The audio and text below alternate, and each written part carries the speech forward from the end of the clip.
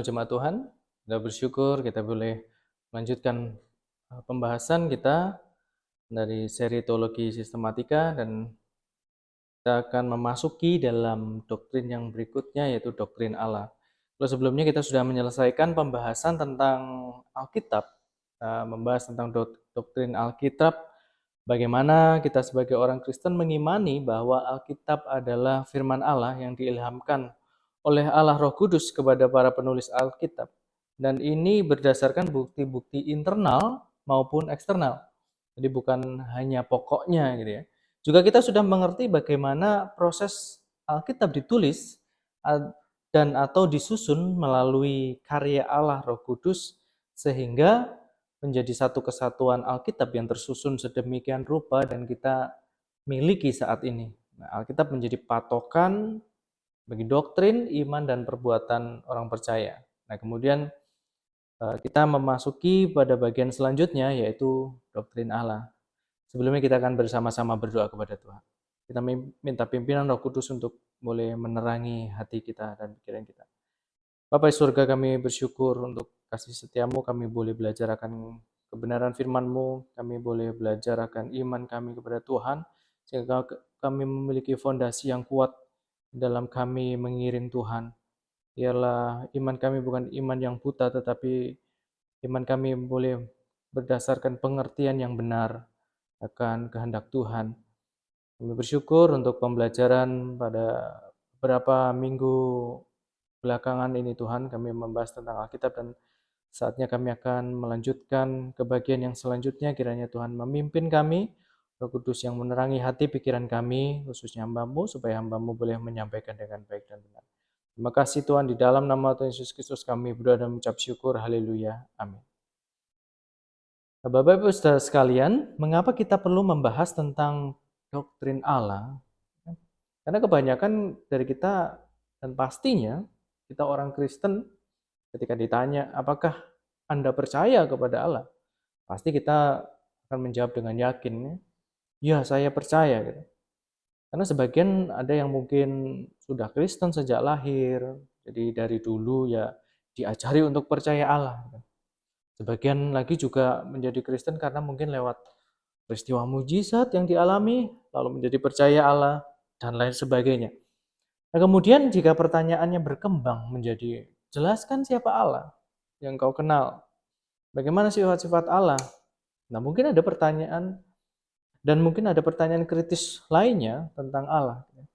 Sebagian dari kita mungkin akan mengalami kesulitan untuk menjelaskan dan bingung lah bagaimana untuk menjawabnya. Nah inilah alasan mengapa kita perlu membahas tentang doktrin Allah. Dan seharusnya doktrin Allah itu menjadi bagian utama dalam kehidupan Kristen. Karena segala sesuatu itu ada karena Allah. Segala sesuatu berbicara alam semesta, keberadaan manusia, pengetahuan manusia, sehingga manusia bisa mengetahui, bisa memahami, bisa berpikir, semuanya adalah karena Allah. Mempelajari doktrin Allah membawa kita untuk melihat segala sesuatu dalam perspektif Allah sebagai pusatnya. Kolose 1 ayat yang ke-16. Karena di dalam Dialah telah diciptakan segala sesuatu yang ada di surga dan yang ada di bumi, yang kelihatan dan yang tidak kelihatan, baik singgasana maupun kerajaan, baik pemerintah maupun penguasa. Segala sesuatu diciptakan oleh Dia dan untuk Dia. Jadi penting sekali bagi kita untuk mempelajari akan doktrin Allah. Jika kita mempercayai Allah Sang Pencipta kita, mana mungkin kita yang adalah ciptaannya tidak ada dorongan untuk mengenal pribadi Allah. Ya, pasti kita akan timbul dorongan untuk bagaimana keberadaan saya ya, bagaimana Allah bisa menciptakan alam semesta sedemikian rupa saya ada, sebagaimana saya ada saat ini. Itu dorongan untuk kita mengenal pribadi Allah. Apakah mungkin manusia sebagai ciptaan bisa mengenal Allah, Sang Pencipta secara sempurna? Bukankah manusia ini terbatas? Nah, kalau begitu manusia yang terbatas mencoba mengenal Allah yang tak terbatas, itu menjadi hal yang sulit pasti. Sebagai contoh gitu ya, membuat jam tangan gitu. Mana mungkin jam tangan ini mengerti tentang pembuatnya? Nggak mungkin. Yang jelas, membuatnya mengerti tentang jam tangan yang dibuatnya. Namun, Allah yang penuh kasih dan rahmatnya menyatakan dirinya. Ini penting. Allah sendiri menyatakan dirinya untuk dapat dikenal oleh manusia dengan berbagai cara. Setelah manusia jatuh ke dalam dosa, pengenalan manusia akan Allah itu menjadi rusak. Jadi sulit bagi manusia untuk mengenal Allah dengan benar, kecuali Allah sendiri yang menyatakannya kepada manusia. Inilah wujud kasih Allah kepada manusia, agar manusia bisa mengenalnya dan memiliki hubungan dengan Allah. Allah menyatakan dirinya melalui alam semesta ciptaannya. Roma 1 ayat 19 dan 20. Karena apa yang dapat mereka ketahui tentang Allah nyata bagi mereka. Sebab Allah telah menyatakannya kepada mereka. Sebab apa yang tidak nampak daripadanya, yaitu kekuatannya yang kekal dan keilahiannya, dapat nampak kepada pikiran dari karyanya sejak dunia diciptakan sehingga mereka tidak dapat berdalih. Nah, selain Allah menyatakan dirinya melalui alam semesta, ciptaannya, Allah juga menyatakan dirinya melalui para nabi. Ibrani 1 ayat 1. Pada zaman dahulu Allah berulang kali. Berarti ada kerinduan Allah untuk ciptaannya yang mulia, manusia itu mengenal umatnya, mengenal pribadinya. Berulang kali dan dalam berbagai cara berbicara kepada nenek moyang kita dengan perantaraan nabi-nabi. Luar biasa. Kasih anugerah dari Tuhan sehingga Allah menyatakan dirinya kepada manusia yang membuat manusia memiliki kemungkinan untuk mengenal Allah, pribadi Allah. Dan yang lebih mulia, yang melampaui akal manusia adalah ketika Allah menyatakan dirinya secara langsung atau secara fisik kepada manusia melalui anaknya yang tunggal, yaitu Yesus Kristus. Yohanes 1 ayat 1 dan ayat yang ke-14. Pada mulanya adalah firman. Firman itu bersama-sama dengan Allah dan firman itu adalah Allah. Lalu ayat yang ke-14, firman itu telah menjadi manusia. Allah sendiri menjadi manusia. Ini kasih yang Tuhan nyatakan untuk manusia bisa mengenal pribadi. Kalau Allah tidak menyatakan dirinya, akan sangat sulit untuk manusia bisa mengenal dengan benar, dengan sempurna akan pribadi Allah. Maka karena kasih Allah, sehingga Allah menyatakan dirinya. Dan diam di antara kita, dan kita telah melihat kemuliaannya, yaitu kemuliaan yang diberikan kepadanya sebagai anak tunggal Bapa, penuh kasih karunia dan kebenaran. Puji Tuhan. Kita bisa mengenal Allah karena Allah sendiri yang telah menyatakannya. Allah secara aktif telah memilih dan memimpin para nabi dan para rasul untuk menuliskan firman-Nya agar dapat dibaca dan dipahami oleh manusia dari masa ke masa. Nah, segala sesuatu yang Allah ingin manusia ketahui tentang dirinya telah disampaikannya kepada mereka dan dituliskan ke dalam Alkitab seperti yang telah kita miliki hingga saat ini. Oleh sebab itu, Alkitab adalah sumber utama untuk kita mengenal pribadi Allah serta hubungannya dengan manusia dan semua ciptaan Allah lainnya. Maka dari itu, sekian minggu sebelumnya kita sudah mempelajari tentang doktrin Alkitab. Sehingga itu menjadi sumber utama Alkitab itu menjadi sumber utama untuk kita mengenal pribadi Allah dengan benar. Nah, pembahasan tentang pribadi Allah tidak dapat diterima jika tidak ada pemahaman tentang keberadaan Allah. Atau kita tidak bisa berbicara tentang pribadi Allah jika kita tidak percaya Allah ada. Ibrani 11 ayat yang ke-6. Tetapi tanpa iman tidak mungkin orang berkenan kepada Allah. Sebab barang siapa berpaling kepada Allah, ia harus percaya bahwa Allah ada dan bahwa Allah memberi upah kepada orang yang sungguh-sungguh mencari Dia. Nah, orang Kristen mempercayai keberadaan Allah dengan iman, tetapi bukan iman yang buta, tetapi iman yang berdasarkan bukti. Dan bukti-bukti tentang keberadaan Allah ditemukan di dalam Alkitab sebagai firman Allah dan ciptaannya. Kita membahas bukti Alkitab tentang keberadaan Allah. Ya. Kita baca dalam Kejadian 1 ayat yang pertama. Pada mulanya Allah menciptakan langit dan bumi. Di bagian paling awal Alkitab, itu membuktikan keberadaan Allah atau membuktikan eksistensi Allah. Sepanjang pasal 1 kitab Kejadian, alam semesta beserta segala isinya, termasuk Alkitab, diciptakan termasuk manusia, diciptakan oleh Allah. Sehingga secara alamiah, sebenarnya manusia memiliki kesadaran akan Allah. Tetapi karena dosa kesombongan, manusia berusaha menolak kenyataan itu. Roma 1 ayat 19 dan 20.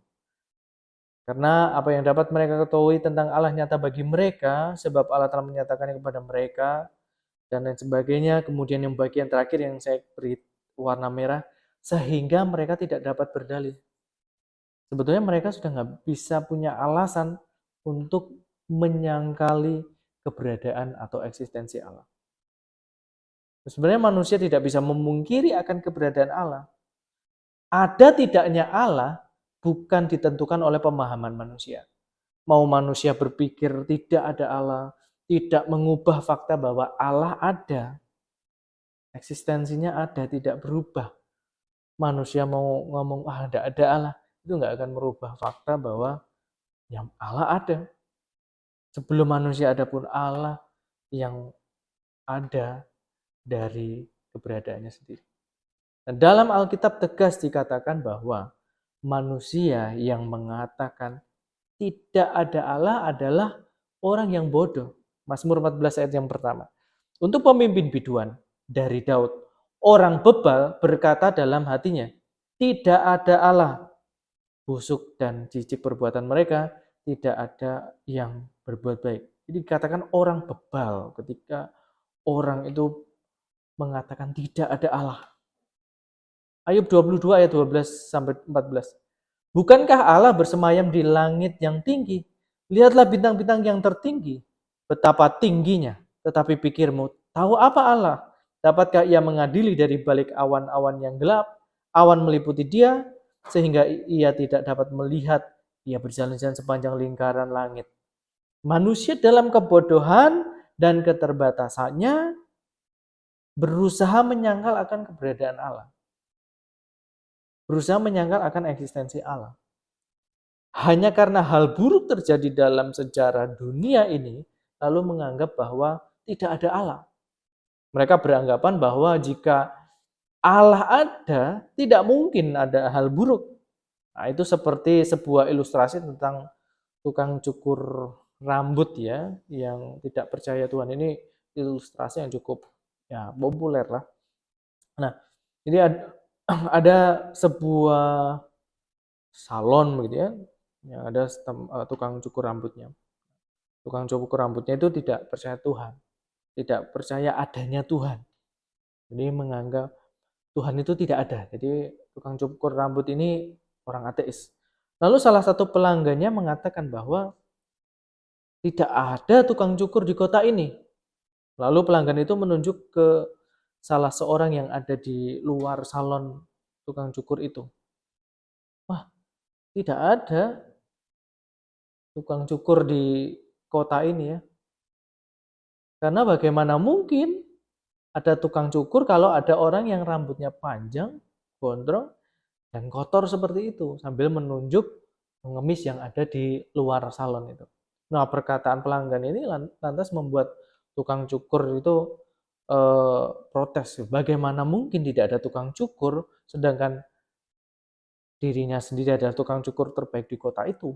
Tukang cukur itu lalu membela diri dengan mengatakan bahwa pengemis yang rambutnya panjang dan kotor itu tidak datang kepada si tukang cukur. Maka bukan salahnya ketika dia rambutnya gondrong, kotor, nggak terawat gitu ya. Nah, lalu pelanggan ini setelah dengar jawabannya, nah seperti itulah orang yang tidak percaya Tuhan ada. Mereka menolak Tuhan, mereka tidak mau mencari Tuhan, mereka menyangkali keberadaan Tuhan seperti pengemis itu yang tidak mau datang kepada tukang cukur untuk dipotong rambutnya. Nah, lalu terdiamlah si tukang cukur itu. Jadi hanya karena melihat sejarah dunia yang dianggap tidak baik, maka dengan mudahnya mengambil kesimpulan bahwa Tuhan tidak ada.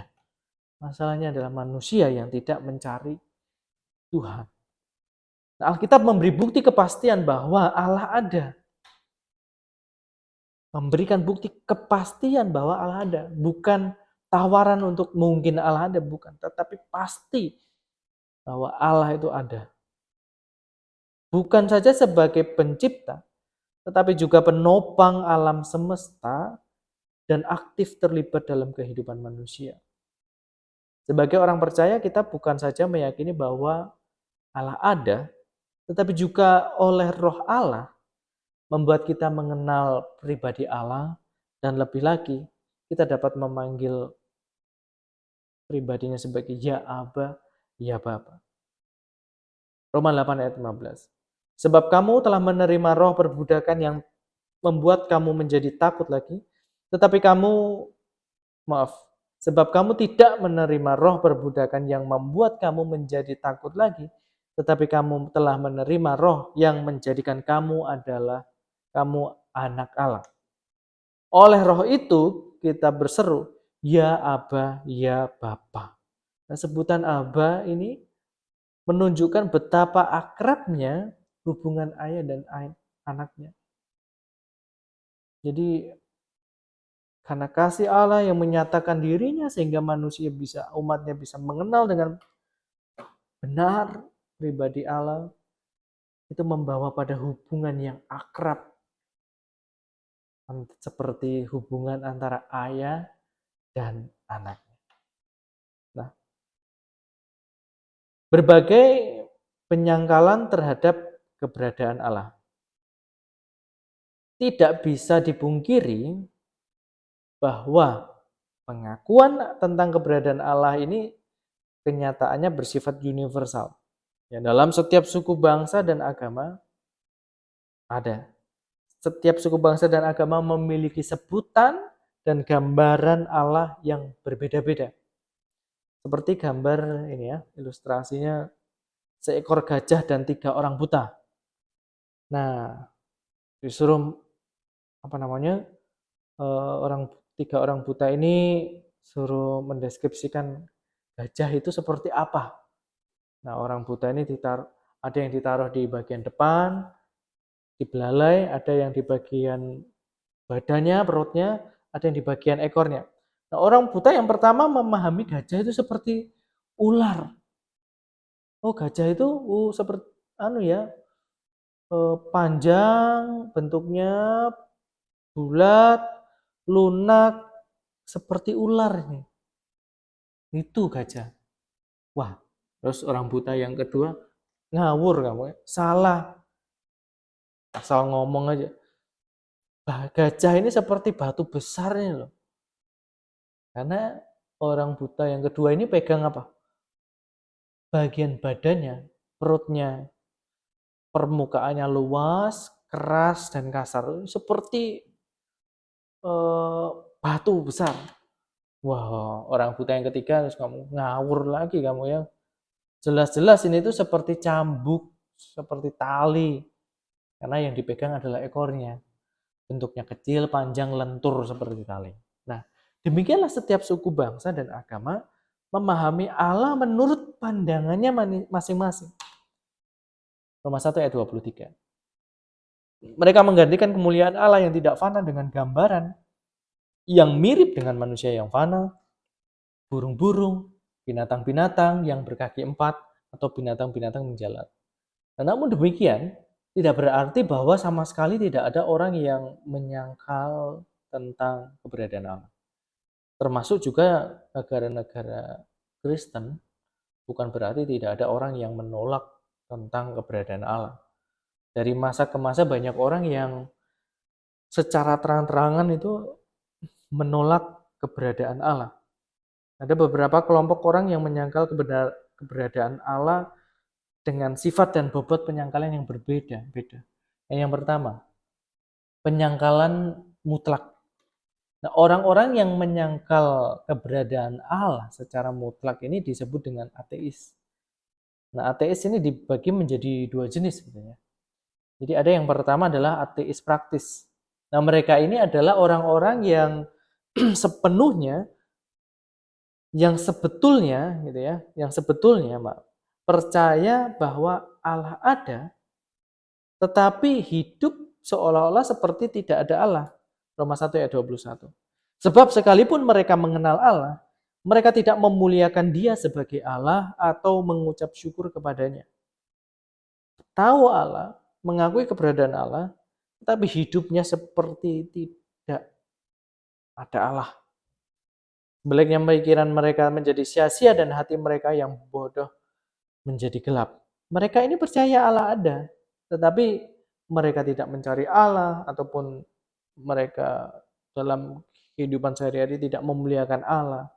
Mereka justru hidup untuk dunia dan dirinya sendiri. Dalam gereja pun demikian.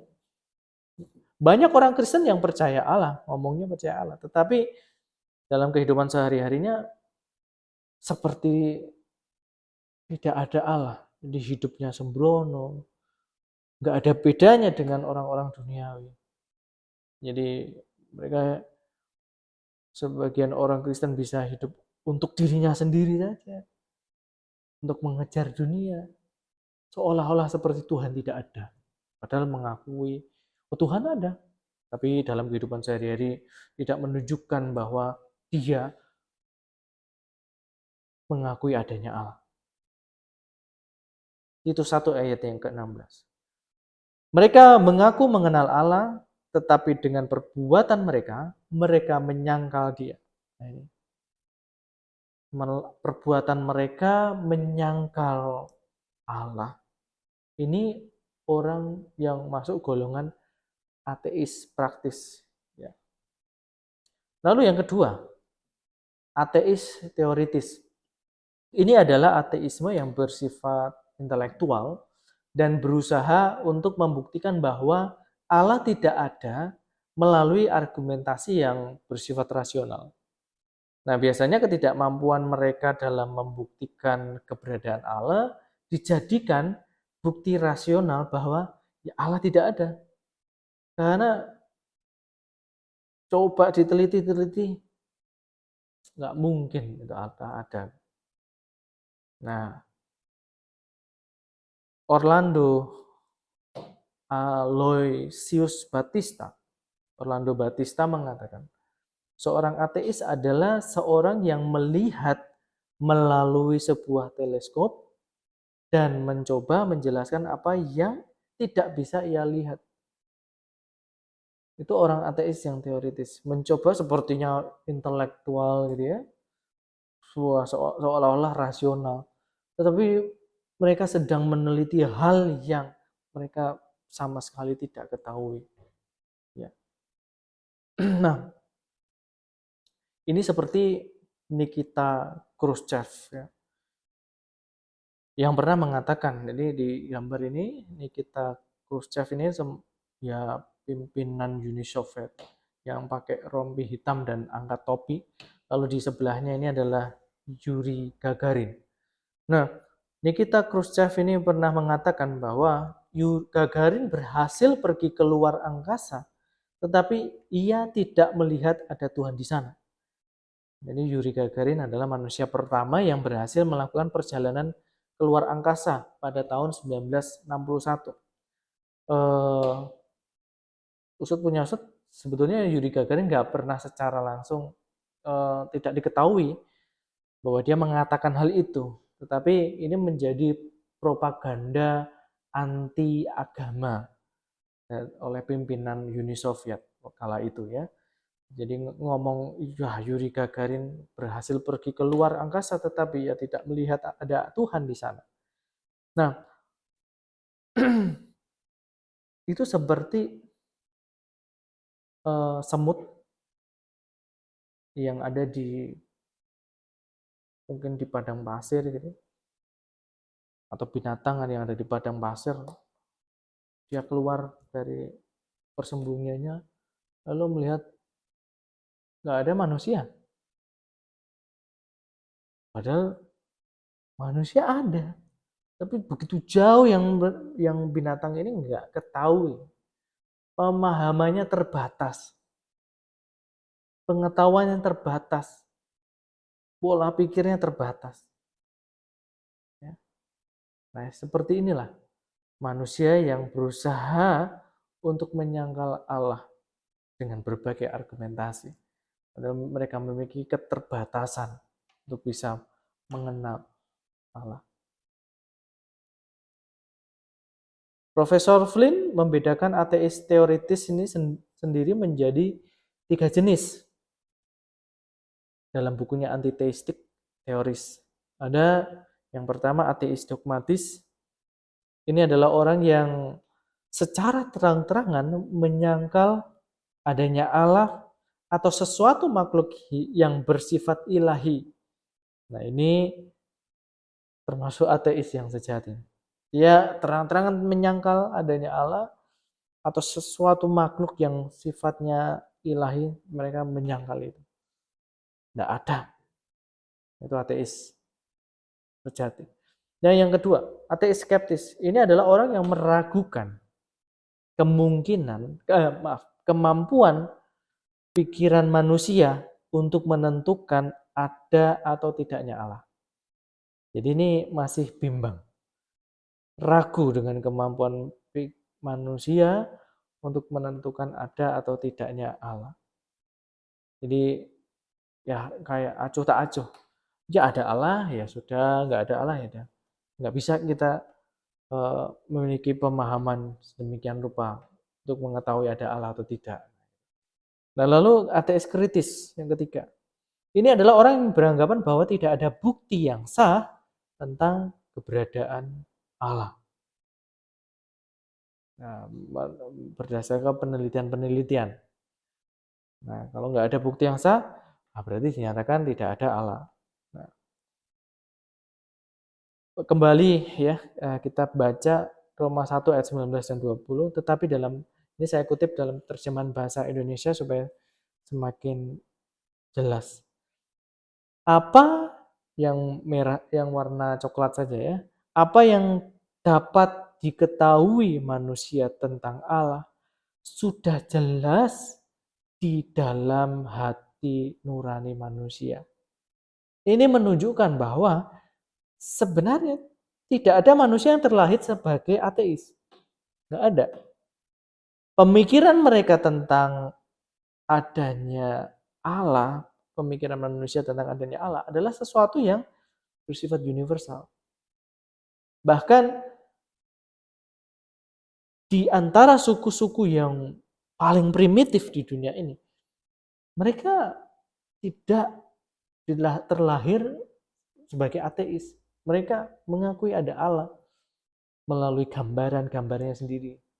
Ya, dewa-dewa, baik itu menyembah batu, menyembah pohon dan lain sebagainya, menyembah kepala suku. Nah, tetapi itu membuktikan bahwa mengakui akan adanya pribadi yang ilahi. Nah, bagian yang kedua ya tentang penyangkalan. Penyangkalan terhadap Allah yang benar. Nah, Alkitab menyatakan dengan jelas bahwa Alkitab adalah, bahwa Allah adalah pencipta alam semesta sekaligus Allah yang menyatakan dirinya kepada manusia secara lahiriah melalui Yesus Kristus. Nah, bagian pertama semua orang bisa memiliki pemahaman yang sama, bahwa Allah adalah pencipta alam semesta. Tetapi ketika memahami bagian yang kedua, tidak semua orang itu bisa menerima kenyataan itu. Orang pasti akan kesulitan memahami mengapa Allah mau menjadi atau menyatakan dirinya untuk menjadi seperti manusia. Apa untungnya? Nah, enggak semua orang bisa menerima pengertian ini. Nah, ada dua konsep pemahaman yang keliru tentang Allah. Yang pertama, Allah yang transenden saja.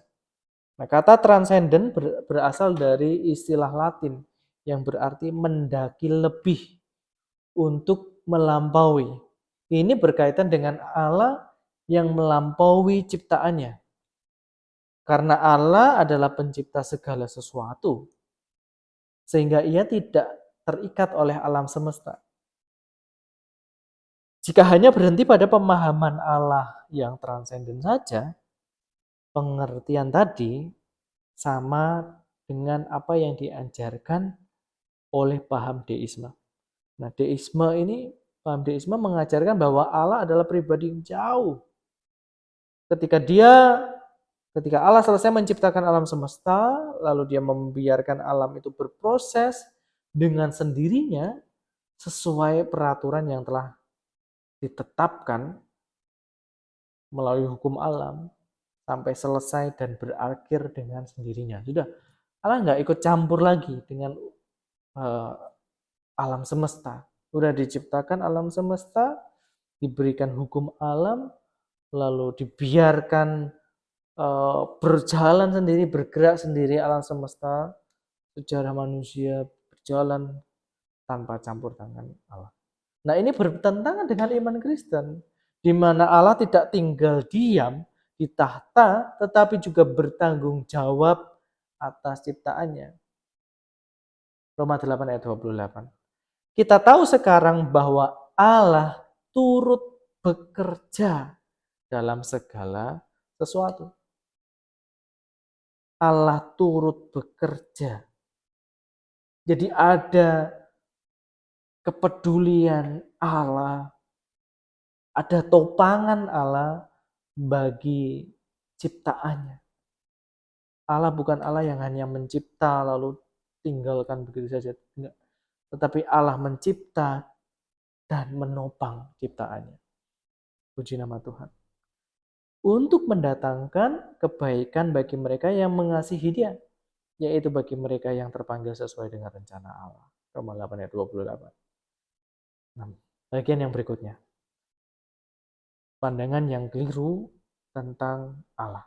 Dua konsep yang keliru tentang yang kedua tentang Allah adalah Allah yang imanen saja. Nah, ini kata imanen merupakan lawan kata dari transenden, yang artinya kalau imanen itu dekat, tidak melampaui, tidak jauh melampaui. Nah, ini berkaitan dengan Allah yang melebur ke dalam ciptaannya. Karena Allah ada di mana-mana, begitu dekat dengan ciptaannya. Jika hanya berhenti pada pemahaman Allah yang imanen saja, pengertian ini sama dengan apa yang diajarkan oleh paham panteisme. Nah, panteisme menganggap bahwa Allah adalah segalanya. Maksudnya gimana? Karena itu semua orang dan segala sesuatu adalah Allah.